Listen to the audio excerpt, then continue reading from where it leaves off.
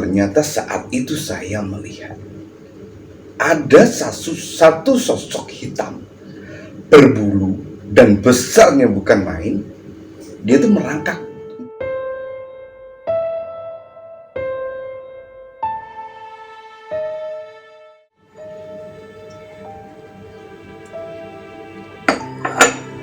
Assalamualaikum warahmatullahi wabarakatuh. Selamat malam. Jumpa lagi dengan kami di sini di cerita horor Sekar Kanyang.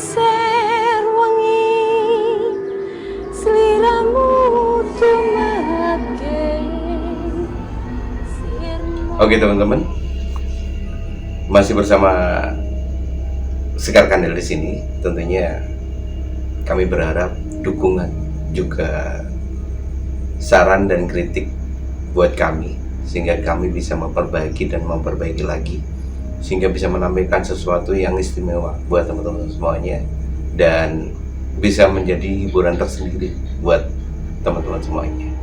Dan jangan lupa, yang lebih penting lagi adalah subscribe-nya.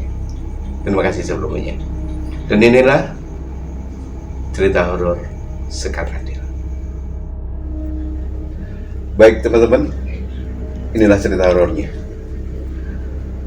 Kala itu masih terjadinya peristiwa ini di sekitar tahun 2002,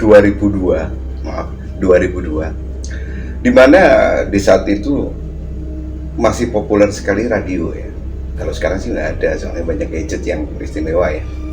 Dulu radio itu jadi hal yang istimewa, jadi banyak sekali fans radio yang bisa kirim atensi, pesan lagu atau gimana, atau curhatan ya seperti itulah di era tahun 2002 tersebut. Nah, berhubungan dengan radio, ini saya ada salah satu teman namanya Mas Dewa, itu salah satu penyiar di salah satu radio juga yang ada di Kota Nganjuk, di salah satu stasiun radio di Kota Nganjuk. Dia bernama Mas Dewa, dan Mas Dewa ini tergolong orangnya yang supel, juga ramah, juga pandai bergaul, dan banyak sekali teman-temannya, sehingga dimanapun dia berada pasti ada aja yang kenal seperti itu. Maaf, agak batuk sedikit ya. Dan Mas Dewa ini adalah sosok yang sebenarnya tipe pekerja keras, ya, tipe pekerja keras. Cuman setiap orang punya permasalahannya sendiri. Jadi mungkin dari ekonomi atau apa, mungkin kebutuhannya sendiri kita juga nggak tahu. Dan kebetulan pada saat itu Mas Dewa itu cerita sama saya, istrinya dalam keadaan sakit, anaknya butuh biaya sekolah, sementara orang tuanya juga masih menjadi tanggung jawabnya Mas Dewa, karena Mas Dewa anak satu-satunya, sehingga penghasilan dari gajian radio pun juga kurang gitu kayaknya untuk mengcover kebutuhan rumah tangga seperti itu. Nah, bisa dikatakan ekonomi Mas Dewa pada saat itu agak sulit lah seperti itu. Mas Dewa tetap bertahan dengan keadaan seperti itu, dan mungkin bisa sambil bisnis ini itu dan lain sebagainya. Tapi ternyata apapun yang dia lakukan, yaitu bisnis apa, misalkan dulu pernah menjadi salah satu brand teh juga, dan banyaklah bisnis yang dia geluti untuk menyambung ekonomi keluarga itu. Tapi ternyata pekerjaan sampingan yang digeluti oleh Mas Dewa tersebut jarang membuahkan hasil, dan kebanyakan berhenti di tengah jalan. Saya juga nggak tahu, Mas Dewa sendiri juga nggak ngerti kenapa. Padahal Mas Dewa juga semaksimal mungkin untuk bekerja, karena mungkin tanggung jawabnya besar sekali dalam keluarga. Nah, pada suatu saat Mas Dewa itu, menurut ceritanya Mas Dewa ini ya, dia bertemu sama temannya, dan dia berkeluh kesah sama temannya tersebut, dan temannya tersebut kasih satu solusi, tapi solusinya agak aneh juga sih sebenarnya, berhubungan dengan gaib gitu loh, dengan goib istilahnya seperti itu. Nah, si temannya Mas Dewa itu bilang, "Nek, kalau kamu pengen ekonomi terangkat, atau kamu bisa berubah dengan keadaannya seperti ini, nurut toh apa kata-kata saya. Mas Dewa dibilangin seperti itu.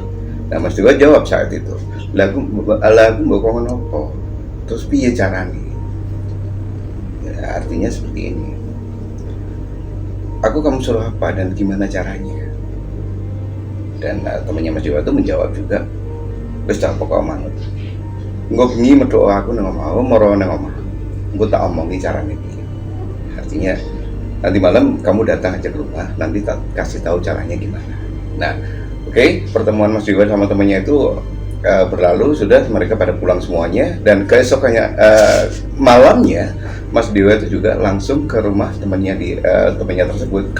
Kebetulan juga nggak terlalu jauh dari rumahnya Mas Dewa ya, sekitar 1 jam perjalanan aja lah. Nah, setelah sampai ke rumahnya temannya Mas Dewa tadi, Mas Dewa langsung disuruh masuk, mau minum apa gitu. Mas Dewa ditawarin, ya basa-basi lah seperti itu. Biasanya kalau misalkan ada teman kan biasa kita kasih minum apa, ditawarin apa, seperti itu ya, seperti itulah kira-kira. Nah setelah dibikinin minum kopi ya, saat itu yang diminta Mas Dewa kopi. Dan setelah dibikinin kopi langsung aja diminum sama Mas Dewa, karena memang perjalanannya malam, agak dingin juga. Kopi pas kayaknya itu kalau mengusir rasa dingin saat itu. Nah setelah itu temannya Mas Dewa bilang tentang apa yang dijanjikan tadi siang, itu caranya gimana kamu bisa keluar dari ekonomi yang sulit seperti ini. Nah, temannya Mas Dewa bilang, kamu kalau wani, istilahnya kamu kalau berani, golek tali gendruwo. Wah, saat itu Mas Dewa kagetnya bukan main. Soalnya dalam pikirannya Mas Dewa bukan hal-hal yang seperti itu dari awal. Misalkan diajak bisnis apa, jualan apa, dan lain sebagainya seperti itu. Karena memang bisnisnya Mas Dewa selama itu yang dijalanin, bukan masalah goib dan lain sebagainya. Tapi kebetulan juga Mas Dewa itu orangnya yang pemberani juga gitu loh. Jadi nggak takut-takut dengan hal yang seperti itu. Nah, kemudian setelah menetralisir kekagetannya tadi, Mas Dewa tuh bilang, ya, terus caranya golek tali gendruwo piye? Artinya terus caranya cari tali gendruwo itu gimana? Terus temannya Mas Dewa bilang, tak dudui nggone ning Tulungagung. Jadi tak kasih tahu tempatnya di Tulungagung.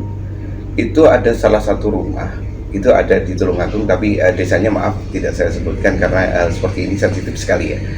Oke, ini disamarkan aja, desa A gitu aja ya. Di desa A ini ada salah satu bangunan lama dengan motif joglo. Jadi kayak pendopo seperti itu, ada 4 pilar di situ, pilarnya besar banget. Cuma saat itu katanya bangunan tersebut sudah lama sekali, berpuluh-puluh tahun tidak ditempati, sehingga banyak belukar-belukar yang tumbuh, ada semak-semak dan lain sebagainya. Pokoknya serem aja deh kayak gitu. Cuman bangunannya masih kuat. Ada beberapa aja yang rusak, misalkan kayak dinding-dinding kayunya yang agak kropos dan lain sebagainya. Biasalah termakan usia ya, cuaca juga seperti itu. Nah, setelah dikasih tahu seperti itu, Mas Dewa pun juga berpikir-pikir gitu loh, dilakukan nggak. Kalau dilakukan itu bertentangan dengan agama apa enggak? Soalnya pada saat itu Mas Dewa juga masalah agama juga ya tahulah seperti itulah, gini gitu seperti itu. Tapi berhubung Mas Dewa ini memang orangnya kepepet ya dalam hal ekonomi, dan kebetulan juga keadaan orang tua lagi sakit, orang tuanya sepuh, juga istrinya lagi sakit. Jadi Mas Dewa pulang saat itu, dan satu malam sampai rumah itu nggak bisa tidur sampai pagi. Sampai pagi yang bisa tidur. Kenapa? Karena memikirkan hal tersebut, dilakuin apa enggak. Nah, setelah beberapa saat Mas Dewa memikir masalah itu, dan Mas Dewa pun juga nggak punya solusi untuk mengentaskan kesulitan ini seperti apa. Akhirnya nekatlah Mas Dewa, nekat dia. Dan kebetulan, maaf ini saya sendiri pada saat itu temannya Mas Dewa juga saat itu, karena memang saya dulu juga sedikit ikut dalam radio tersebut gitu ya. Nah, suatu saat ketemu, keesokan harinya ya, aku belibet. Keesokan harinya Mas Dewa datang ke studio saat itu di radio dan bilang sama saya, kamu mau ikut aku nggak? Kemana Mas Dewa? Terus Papa ikut aja. Nanti kalau misalkan ada hasil, nanti kamu tak kasih resep. Oke, siap. Nah, saat itu saya pikirannya positif aja gitu. Jadi nggak ada pikiran yang ini itu, nggak ada sama sekali. Karena memang saya tuh tahu backgroundnya Mas Dewa itu seperti apa. Dia itu nggak pernah bicara tentang goib itu nggak pernah. Gitu. Jadi saya positif thinking aja sama Mas Dewa. Nah, saat itu saya setuju aja. Saya berangkat sama Mas Dewa itu kira-kira dari rumah itu setelah maghrib kalau nggak salah tuh. Kalau nggak sebelum maghrib itu pagi. Jadi pokoknya sekitar itulah.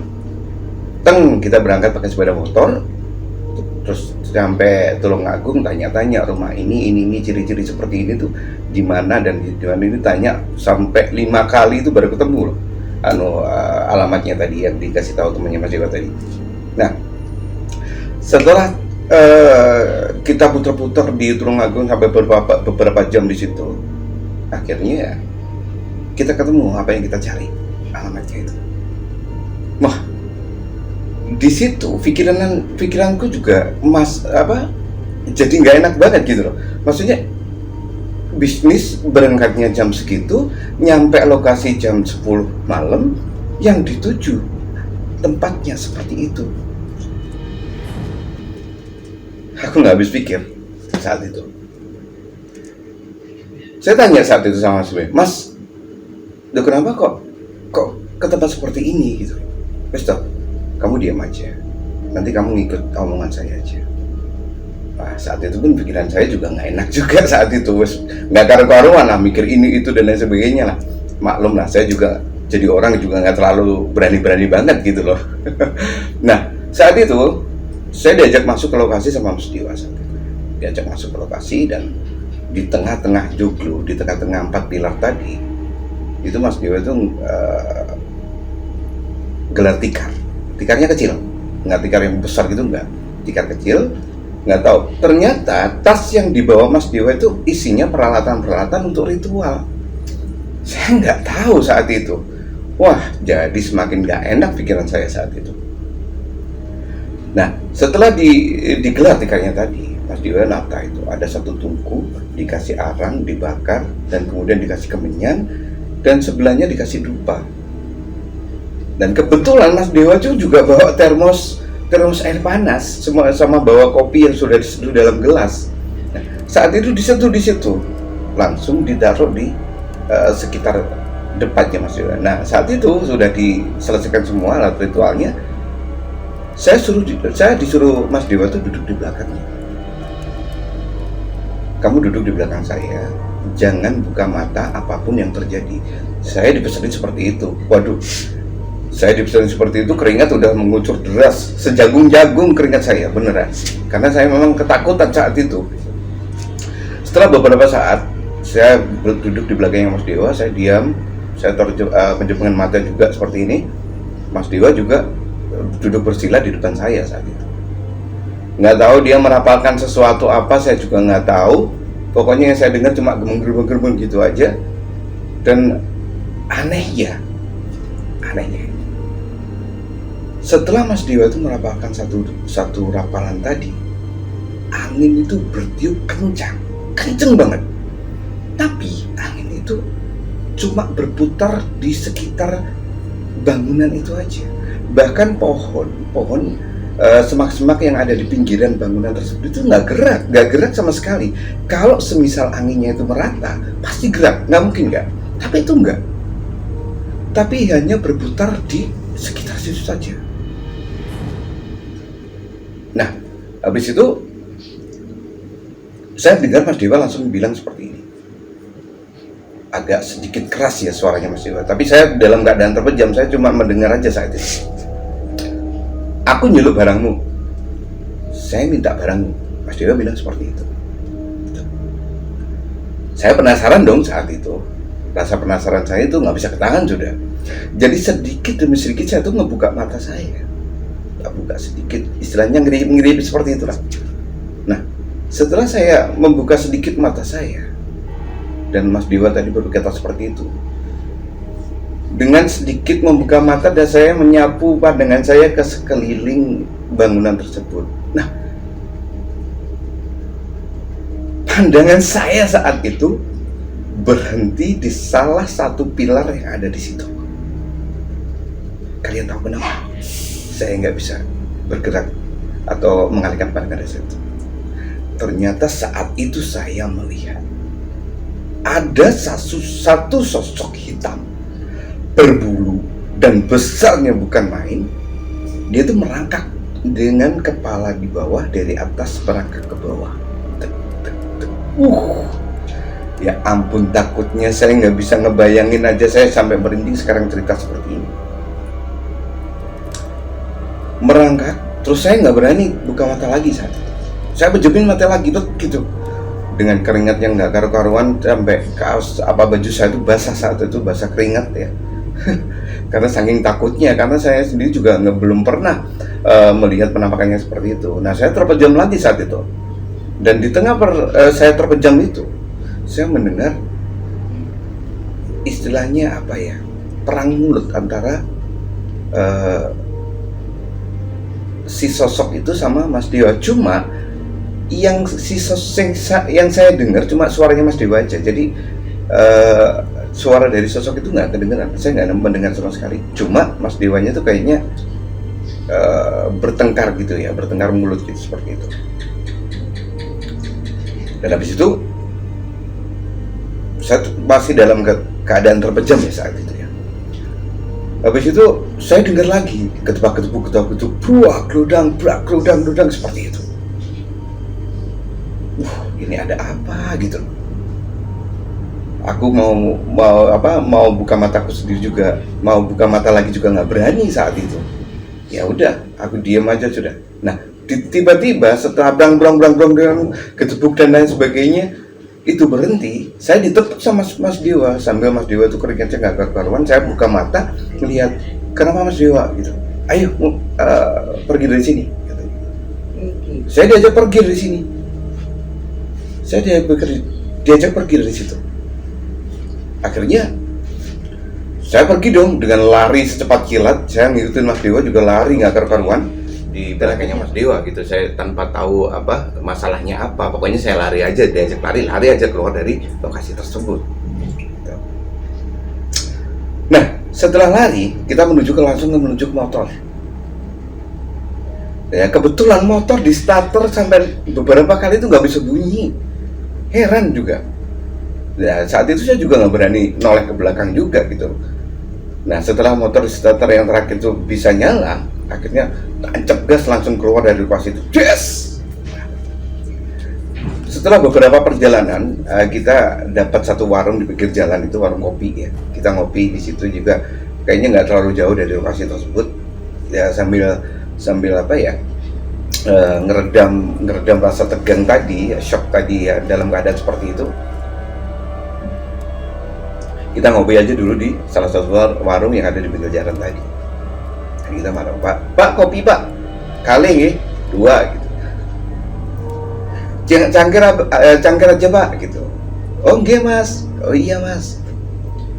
Nah, pas ngopi itu sekitar jam setengah 12, udah setengah 12 malam. Dan kebetulan masih buka warung itu ya. Itu hanya 2 orang yang ada di situ. Saya sama Mas Dewa aja saat itu ngopi. Bahkan warungnya pun juga mau tutup kayaknya. Makanya saya juga nanti jangan lama-lama Mas Dewa. Kayaknya bapaknya ini mau tutup. Oh iya ya, awal dulu ya, larang dulu. Kita istirahat dulu sebentar. Habis itu kita pulang.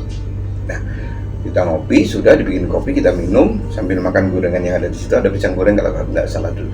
Kita makan pisang goreng satu sambil kopi, sambil nyalain rokok. Dan saat itu Mas Dewa bilang sama saya, aku gak kuat wis. Maksudnya piye Mas? Maksudnya gimana Mas? Aku kalah? Maksudnya kalah? Dong saya tadi berkelahi sama si gendruwo tadi. Tapi saya kalah, makanya kamu tak ajak keluar dari situ. Kalau kita nggak lari dari situ, kita bakal celaka di situ. Waduh, saya dengar omongan Dewa kayak gitu jadi lemes lagi aku tadi. Ya Allah gitu. Segitunya ya. Ternyata ketebak-ketebuk gerembang tadi, ternyata perkelahian antara Mas Dewa dengan si gendruwo tersebut. Ada sedikit gangguan karena ngeteknya juga di pinggir jalan ya. Oke, kita lanjut lagi. Nah, setelah Mas Dewa bilang seperti itu, ternyata bapak warungnya tuh juga denger ya dari belakang itu, loh mas, kamu dari mana? Gitu. Terus Mas Dewa terpaksa bilang ya, dari bangunan ini pak, ini. Wah mas, sampai ini kok berani sekali ke situ. Itu tuh siang saja orang itu nggak berani, bahkan lewat itu minggir orang itu di situ. Itu banyak sekali penghuninya mas. Iya pak, saya tadi ya ada sedikit maksud gitu, tapi ternyata saya kalah. Yowes mas, aduh, jangan diulangi lagi nanti daripada sampai celaka di situ. Bapak warungnya bilang seperti itu. Waduh, ini udah kita udah cerita gitu, udah kita selesai makan, selesai minum kopi sama rokokan juga, makan pisang goreng tadi, kita udah bayar pak berapa gitu, segini gitu, ya udah kita bayarin, kita langsung pulang saat itu juga jam 12 pulangnya tadi. Jadi kita cuma setengah jam aja di warung itu. Setelah itu kayaknya bapaknya langsung tutup juga sih gitu. Habis itu kita perjalanan pulang. Saya udah nyampe rumah, kita pulang ke rumah masing-masing gitu. Kebetulan motor saya masih di studio saat itu, jadi kita pulangnya sendiri gitu. Dan udah kita pulang nyampe rumah, dan keesokan paginya kita balik ke studio kan, memang ada jadwal siaran saat itu. Cerita gini, katanya Mas Dewa, aku gak wani lagi, saya nggak berani lagi lah hal-hal yang seperti apa itu. Makanya wes cukup hari ini aja, cukup sekali saya seperti itu. Ya udahlah Mas Dewa, semua itu rezeki dari Allah. Kita tuh juga nggak bisa, kita tuh nggak bisa lah bekerja sama dengan setan seperti itu juga nggak langgeng gitu. Musyrik kan seperti itu. Jadi kita lillahi ta'ala lah bekerja, insya Allah nanti rezeki kita itu mengalir kalau kita ikhlas dalam hal bekerja.